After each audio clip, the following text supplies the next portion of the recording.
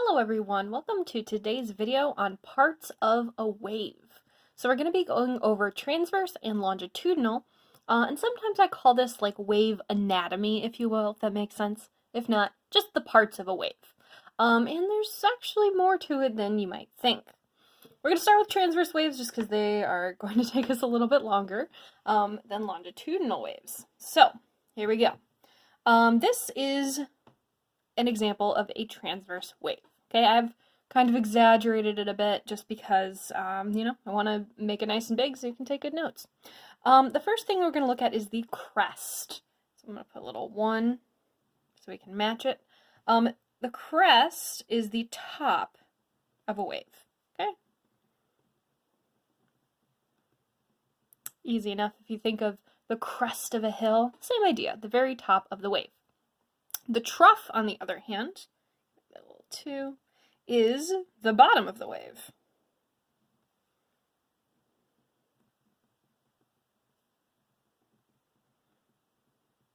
So the entirety of the wavelength is between the crest and the trough. You can also think of trough like a feeding trough for animals. It's, kind of like a bowl, so it's the very bottom of that. Rest. So we call this the rest location. I was trying to find a slinky, but I don't have one, so you're gonna have to imagine with me, is this dotted line in the middle here. So if you think we have something like moving like this, we're doing a wave, when it rests, it actually starts to rest in the middle, so that's why we call it the rest. So it's when a wave does not move.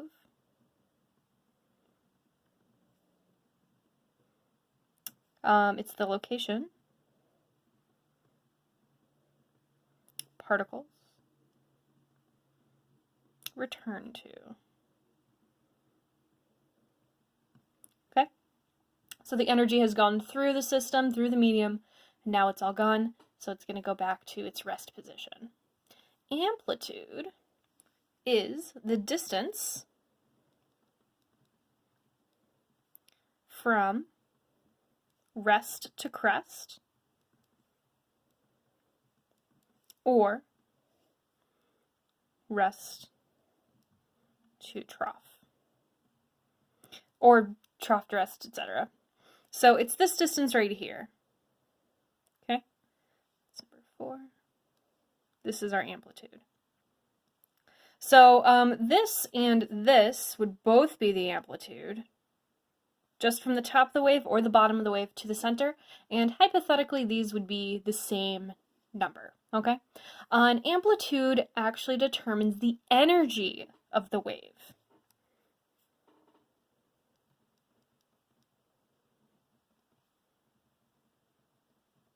So if you have a very large amplitude, you have a lot of energy. If you have a very small amplitude, then it's less energetic. Yeah? Okay. A wavelength. Now this is going to vary quite a bit depending on the type of wave we are talking about.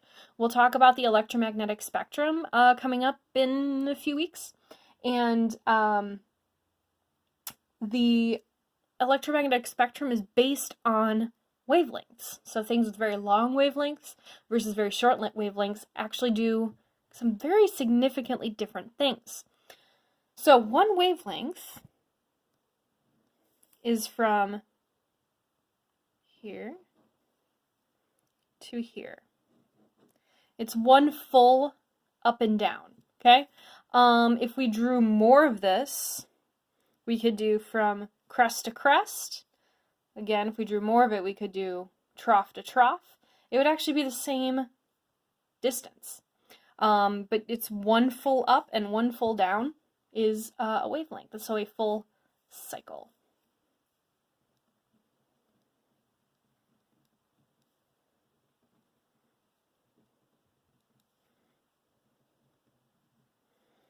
Okay. Sorry if my paper's getting a bit smudged. This is not the usual pen that I use. And frequency. Okay, so frequency refers to if this wave was moving, okay, and we're going to say my pen is our reference point. If this wave is moving, so it moved one wavelength right there, it's how quickly a wavelength passes this spot. So again, if we had a bunch right here, keep going, keep going, keep going, and however long it would take for one cycle, one wavelength to pass this point would be the frequency. So it's how quickly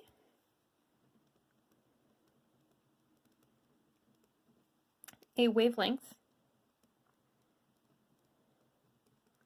passes a reference point. And if you're a little, ooh, here we go. There you go. How quickly a wavelength passes a reference point. And if you're a little rusty on what reference point means, we did talk about it in physics, so go ahead back into your notes there. All right. And the frequency has to do with, of course, how fast it's moving, and can also have a lot to do with the intensity of the wave. If you have something that's high frequency versus low frequency, there's some pretty significant differences that we will talk about. Okay, I know that was a lot. But, you know, transverse waves, they kind of got a lot going on, and a lot of what they have going on is very important, okay? We're going to move on to longitudinal waves. Much simpler. You see, I only have 3, well, I technically should have 4 frequency. I only have 4 things here, so it is much simpler of a wave. So, we're going to talk about compression. It's kind of what you might think. If this is our model of a longitudinal wave, they're a little bit harder to represent. So if you're ever drawing a longitudinal wave, make sure that you can definitely see the difference between the compressions, where everything's really close together, and the parts where they're more spread out, or the rarefaction. Okay? So compression is where the particles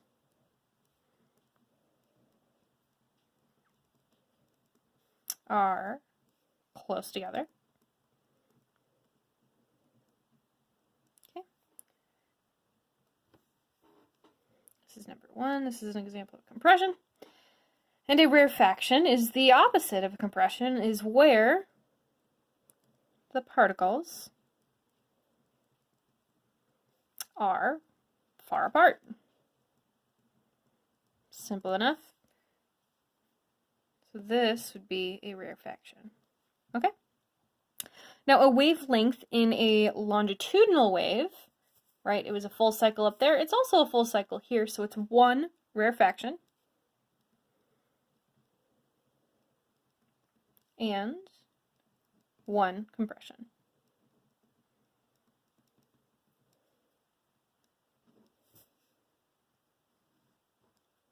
That would be 1 wavelength right there. Okay?